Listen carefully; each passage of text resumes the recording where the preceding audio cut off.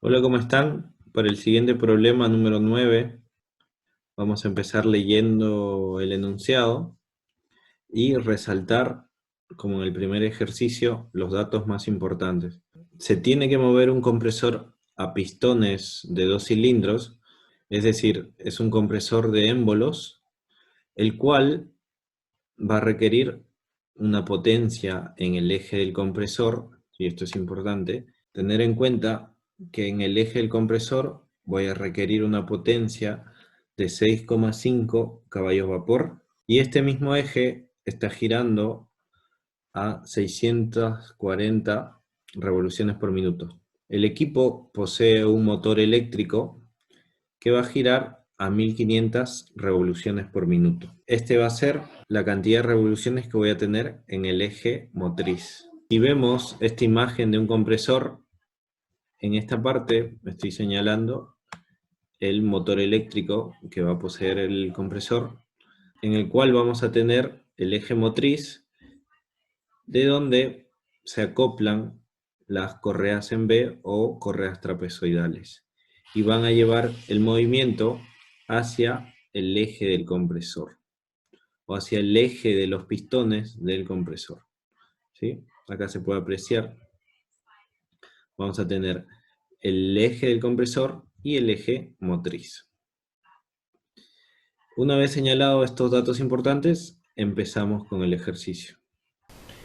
Como ya leímos el problema 9, acá voy a repasar los datos importantes. El eje del compresor requiere una potencia de 6,5 caballos vapor y posee una rotación de 640 revoluciones por minuto. El eje del motor u eje motriz gira a 1500 revoluciones por minuto. También nos aclara que el equipo va a trabajar 24 horas por día. Esto es importante para ir a nuestras tablas de factor de servicio exactamente a donde nos indica compresores y verificar la primera opción, que es compresores de émbolo, para un factor de 24 horas, el cual va a ser 1,8. Esto se encuentra en las tablas. Escribimos este dato más, que es el factor de servicio 1,8. El siguiente paso es corregir la potencia, usar la fórmula de potencia corregida, es decir, la potencia que vamos a tener en el eje, N2, por el factor de servicio. La potencia corregida va a ser 6,5 caballo vapor por 1,8.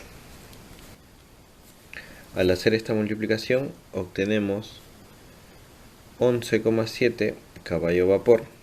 Antes de continuar a la siguiente tabla, podemos transformar donde un HP es equivalente a 1,01 CV. Haciendo esta conversión vamos a obtener la potencia corregida en HP. Dados los valores que tenemos, no hay una gran variación entre 11,58 y 11,7. Hice esta conversión porque en el siguiente paso, o en la tabla Pirelli, tenemos que entrar con las revoluciones por minuto en el eje motriz y la potencia corregida en HP.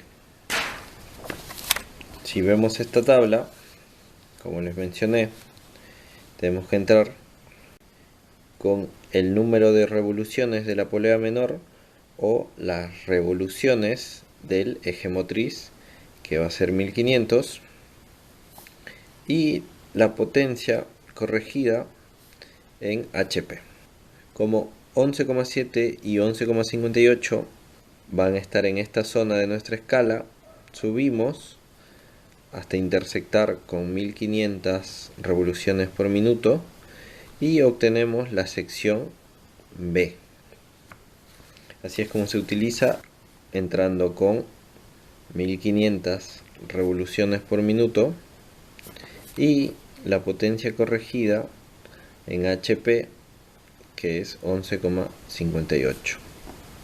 Esta tabla nos indica que debemos utilizar la sección B para correas. Entonces, el primer paso es corregir la potencia, el segundo, entrar a la tabla de Pirelli, el paso 3 sería hallar la relación de transmisión, para lo cual vamos a utilizar la fórmula I es igual a las revoluciones por minutos en el eje de entrada dividido las revoluciones por minuto del eje de salida. Para esto regresamos a nuestros datos. Nuestra entrada va a ser el eje motriz 1500 RPM y la salida 640 RPM. Hacemos una división, 1500 dividido 640, lo cual nos da la relación de transmisión. Esta relación de transmisión es 2,34. El paso 4 es usar la tabla que nos da el diámetro de la polea menor. Esta tabla, que también es de Pirelli, y nos da una referencia del diámetro de la polea menor, para lo cual entramos con la sección de la polea encontrada, y es esta tabla. En esta tabla de doble entrada tenemos las secciones A, B, C, D de las correas en B y los diámetros primitivos o diámetros referenciales para nuestra polea menor en esta columna. Entonces entramos con la sección B, bajamos hasta los dos primeros puntos que nos encontramos. Esto vendría a indicarnos que es el diámetro recomendado para la correa en B. Observamos qué diámetro es y es 140. También podríamos utilizar 160. Para este ejercicio utilizaré el diámetro de 140 milímetros. Entonces, obtenido el diámetro de la polea menor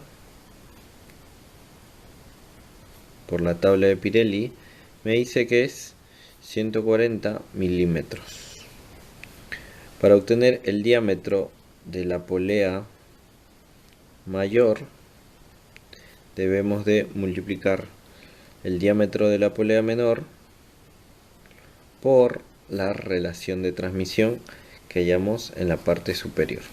140 milímetros por 2,34. 140 por 2,34 nos da un valor de 328 milímetros. Por fórmula, el diámetro de la polea mayor nos da 328.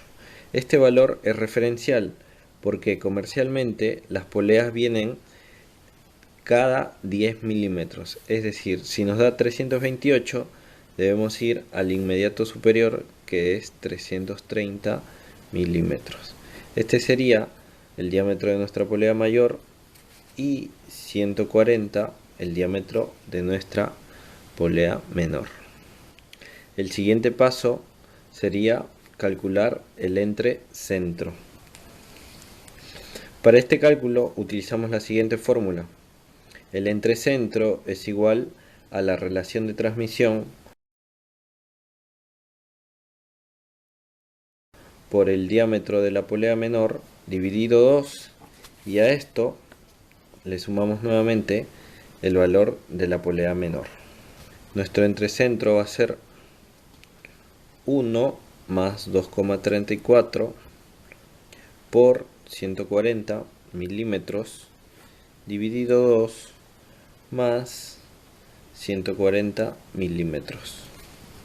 Nuestra distancia C sería 3,34 por 140 dividido 2, lo cual nos da un valor de 233,8 más 140, ambas medidas en milímetros. Si hacemos la suma, nos da 373,8 milímetros, lo cual se redondea a 374 milímetros. ¿Qué significa esta distancia C? Vamos a tener, como vimos anteriormente, una polea menor, una polea mayor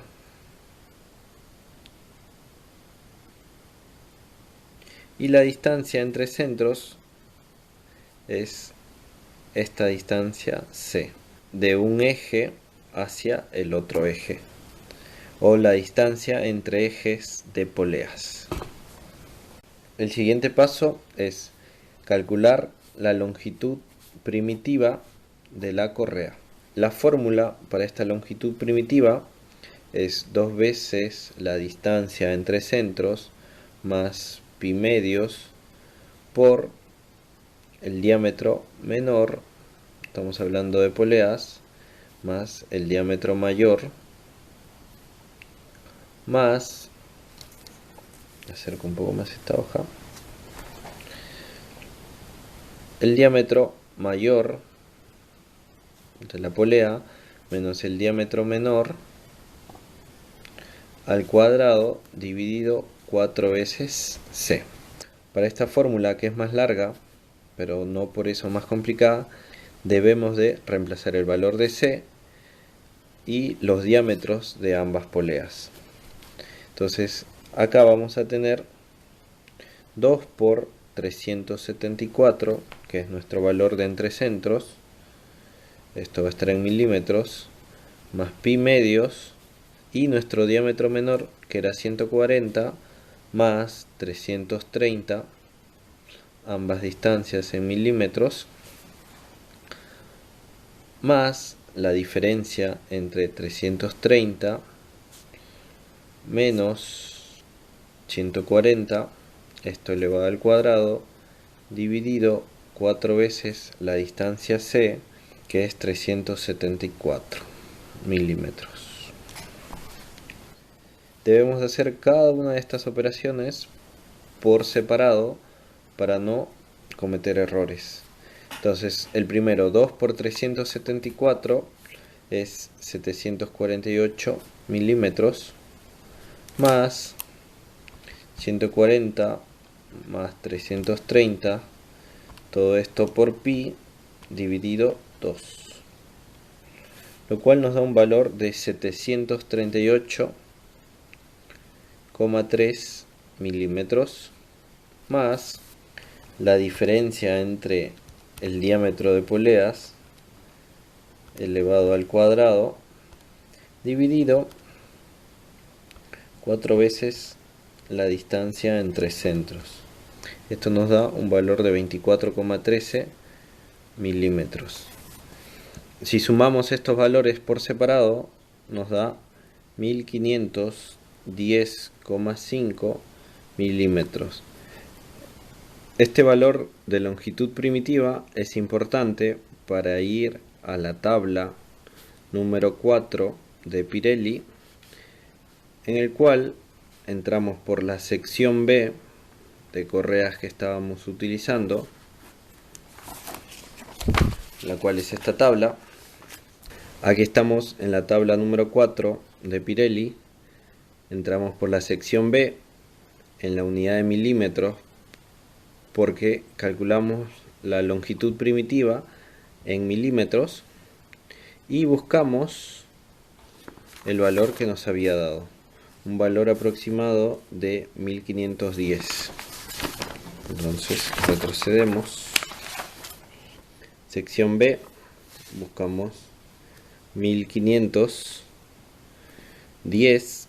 Como no tenemos 1510, nos vamos al inmediato superior, que es 1519, y buscamos el número.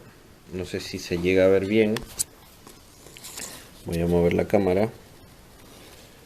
Sección B, buscamos en milímetros